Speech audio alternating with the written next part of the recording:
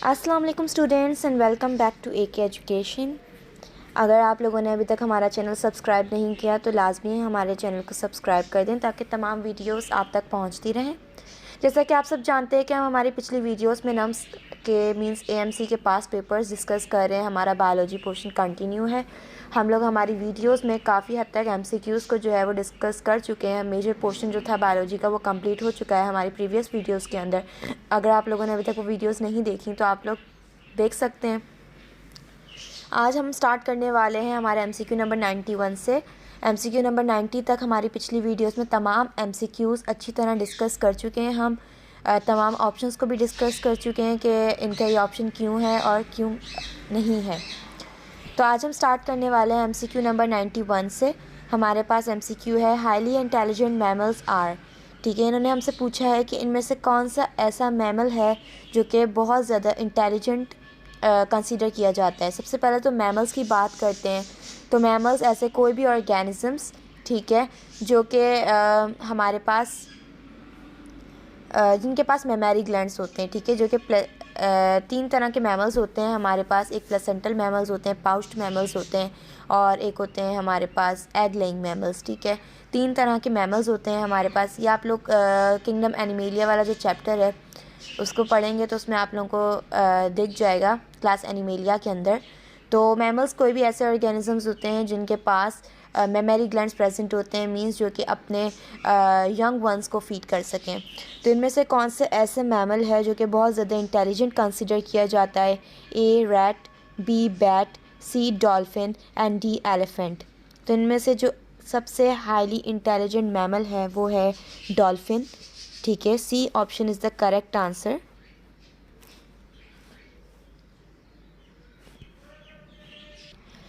अब आप लोग सोच रहे होंगे कि डॉल्फिन्स का क्या लेना देना है इतनी हाईली इंटेलिजेंट मैमल से, मतलब किस तरह से डॉल्फिन जो है वो एक हाईली इंटेलिजेंट मैमल तस्वुर की जाती है। तो मैं आप लोगों को बताती चलूँ कि साइंटिस्ट के अकॉर्डिंग डॉल्फिन्स जो होते हैं वो मोस्टली बहुत जल्दी सीख जाते हैं। ठीक है, बहुत जल्दी मिमिक कर जाते हैं, पिकअप कर जाते हैं जो उनको सिखाया जाता है। आप लोगों ने देखा होगा जो डॉल्फिन शोज़ वगैरह होते हैं उसमें उनका किस तरह वो डॉल्फिन खेल रही होती है, तो वो सब उसको ट्रेन किया जाता है और वो ट्रेनिंग वो बहुत जल्दी सीख जाते हैं। ठीक है, तो इस वजह से डॉल्फिन्स को एक बहुत ही हाईली इंटेलिजेंट मैमल तस्वुर किया जाता है। इसके बाद we have MCQ number 92। Plants absorb most part of water needed by them through their. ठीक है, प्लांट्स का क्या काम, प्लांट्स क्या करते हैं? प्लांट्स अपना वाटर जो है वो एब्जॉर्ब करते हैं कौन से पार्ट के थ्रू? वो हमसे पूछा गया है। A stem, B root hairs, C leaf and D bark. ठीक है, तो इसमें से ऐसा कौन सा ऑर्गन है प्लांट का, कौन सा ऐसा पार्ट है जिसके through most of the water जो है वो एब्जॉर्ब किया जाता है? तो हम लोग बचपन से पढ़ते आ रहे हैं कि रूट्स के थ्रू जो है वो वाटर को एब्जॉर्ब किया जाता है और रूट्स में भी कुछ हेयरी लाइक स्ट्रक्चर्स प्रेजेंट होते हैं जिन्हें हम रूट हेयर्स का नाम देते हैं और वो पानी को एब्जॉर्ब करने में हमारी मदद कर रहे होते हैं। मैं आप लोगों को रूट हेयर्स का स्ट्रक्चर शो करती हूँ ताकि आप लोगों को समझने में आसानी हो। ये देखें, कुछ इस तरह के होते हैं हमारे पास रूट हेयर्स। आप लोग यहाँ पर देख सकते होंगे रूट्स हेयर। ठीक है, यहाँ पर भी हमारे पास ये रूट हेयर्स हैं। ठीक है, तो हमारे पास इस MCQ का करेक्ट ऑप्शन है root hair, B option. MCQ number 93 की बात करते हैं। One of the following is not a function of bones. ठीक है, इनमें से कौन सा ऐसा फंक्शन है जो कि बोन्स परफॉर्म नहीं करती? A support. आप लोग अच्छे से जानते हैं कि जो स्केलेटन होता है हमारा वो बोन्स का ही फ्रेमवर्क होता है। उसका काम क्या होता है कि सपोर्ट करना हमारी बॉडी को, तो बोन्स का फंक्शन है सपोर्ट करना। B production of blood cells. हमारी जो बोन्स होती हैं उसमें बोन मैरो प्रेजेंट होता है, स्पेशली लॉन्ग बोन्स के अंदर। तो वो क्या कर रहा होता है? वो प्रोड्यूस कर रहा होता है रेड ब्लड सेल्स। ठीक है, ब्लड सेल्स को बनाने का काम कर रहा होता है बोन मैरो, तो इसलिए जो है वो भी फंक्शन है बोन्स का। C protein synthesis. Protein synthesis नहीं करती बोन्स। ठीक है, प्रोटीन सिंथेसिस का काम जो होता है वो राइबोसोम्स का होता है। D muscle attachment. मसल्स को अटैच करने का काम करती हैं बोन्स, बिल्कुल करती हैं। ठीक है, हमारे जो मसल्स होते हैं वो बोन्स के ऊपर ही अटैच्ड होते हैं। तो हमारे पास जो इसका करेक्ट आंसर है that is D that is C protein synthesis, not का वर्ड यूज़ हो रहा है, ठीक है। बहुत गौर से आप लोगों ने MCQs को रीड करना है। ये बात मैं बार बार अपनी तमाम वीडियोस में बोल चुकी हूँ कि बेटा कभी कभी एक वर्ड जो है वो पूरा का पूरा MCQ की मीनिंग बदल देता है, ठीक है। तो इसलिए अगर हम इस नॉट वर्ड को हमने क्या कहते हैं अगर नज़रअंदाज किया तो हमें भले आंसर आता होगा लेकिन फिर भी हम MCQ रॉन्ग मार्क करके आ जाएंगे। तो इसलिए इसका करेक्ट आंसर है सी प्रोटीन साइंथिसिस, क्योंकि वो इसका फंक्शन नहीं है। Next MCQ. Okay, we have MCQ number 94. Movement of cell against concentration gradient is called. ठीक है, इसमें एक वर्ड यूज़ हो गया है अगेंस्ट कंसनट्रेशन ग्रेडियंट, ठीक है। टूवर्ड्स द कंसनट्रेशन ग्रेडियंट होता means from high amount to low amount, तो वो जो है in the favour of concentration gradient है, means towards the concentration gradient है। लेकिन अगर ये चीज़ उल्टी हो जाए कि एक कम चीज़ में से मतलब एक ऐसी जगह में से जहाँ पर कोई चीज़ कम अमाउंट में है वहाँ से निकलकर वो हाई अमाउंट वाली जगह में चली जाए तो ये अगेंस्ट हो जाता है कंसनट्रेशन ग्रेडियंट के, ठीक है। Means from low concentration to high concentration means कि ये अगेंस्ट है कंसनट्रेशन ग्रेडियंट के। हमेशा क्या होता है कि जब हम एनर्जी यूज़ नहीं कर रहे होते तो हमेशा जो चीज़ होती है वो ज़्यादा में से कम की जगह जाती है, ठीक है। लाइक अगर आप ग्लास में पानी भरो और ग्लास उल्टाओ तो ग्लास में पानी है, ठीक है, और ज़मीन पे पानी नहीं है, तो हाई अमाउंट में से लो अमाउंट वाली जगह पे जाएगा, ठीक है, कोई भी चीज़। या आप लोग हाइपोटोनिक कंडीशंस जो हैं मींस आपका जो चैप्टर नंबर फर्स्ट ईयर का है लास्ट चैप्टर सर्कुलेशन वाला, उसमें ये पढ़ेंगे आप लोग अच्छे से अगर आप रीड करेंगे तो उसमें ये हाइपोटोनिक की कंडीशंस और एक्टिव ट्रांसपोर्ट पैसिव ट्रांसपोर्ट वगैरह बताया हुआ है अच्छे से। डिफ्यूजन और ऑस्मोसिस भी इसी प्रिंसिपल के ऊपर बेस्ड करती हैं। तो उसमें क्या होता है कि जब आप from low concentration to high concentration कोई चीज़ भेजते हैं तो वो फिर आपको एनर्जी की इनपुट देनी ज़रूरी हो जाती है और वो अगेंस्ट द कंसनट्रेशन ग्रेडियंट आप काम कर रहे होते हो। तो वो पूछ रहे हैं कि ऐसी मूवमेंट को क्या कहा जाता है, उसका नाम क्या है। A active transport, B osmosis, C diffusion and D both B and C. तो मैं एक बात बता दूं कि जो डिफ्यूजन एंड ऑस्मोसिस हैं ये पैसिव ट्रांसपोर्ट की टाइप्स होती हैं और पैसिव ट्रांसपोर्ट वो होता है जिसमें एनर्जी नहीं लगानी पड़ती, मींस के जो मूवमेंट होती है वो हाई कंसनट्रेशन से लो कंसनट्रेशन की तरफ होती है, means towards the concentration gradient होती है। लेकिन एक्टिव ट्रांसपोर्ट के अंदर एनर्जी की इनपुट ज़रूरी हो जाती है बिकॉज हमारे पास जो मूवमेंट होती है वो लो कंसनट्रेशन से हाई कंसनट्रेशन की तरफ होती है और अगेंस्ट द कंसनट्रेशन ग्रेडियंट होती है। तो इसमें जो हमारे पास करेक्ट आंसर है that is a active transport.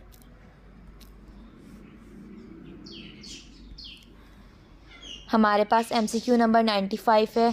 Pollination is best defined as, ठीक है। सबसे पहले पॉलिनेशन की बात कर लेते हैं। पॉलिनेशन ऐसा प्रोसेस होता है जिसमें जो पॉलन ग्रेन्स होते हैं वो ट्रांसफ़र किए जाते हैं फ्रॉम एंथर टू स्टिग्मा, ठीक है, ऑफ द सेम फ्लावर या of the flower of the same type. क्यों? ताकि जो है हम सीड प्रोड्यूस कर सकें, ठीक है, सीड फर्टिलाइज्ड हो और फिर फ्रूट फॉर्म हो सके हमारे पास।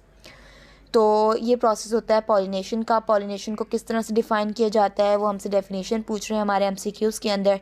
ए जर्मिनेशन ऑफ पॉलन ग्रेन्स, ठीक है, जर्मिनेशन से कोई लेना देना नहीं है पॉलिनेशन का, पॉलिनेशन पॉलन ग्रेन्स के जर्मिनेशन के बाद होती है।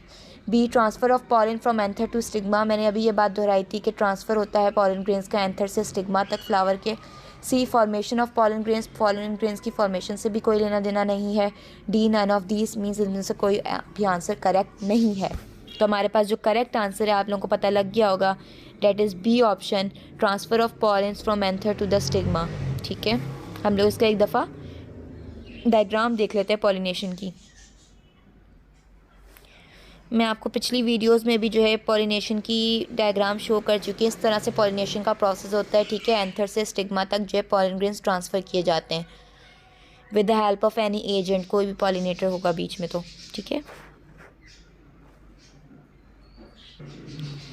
Then we have MCQ number 96.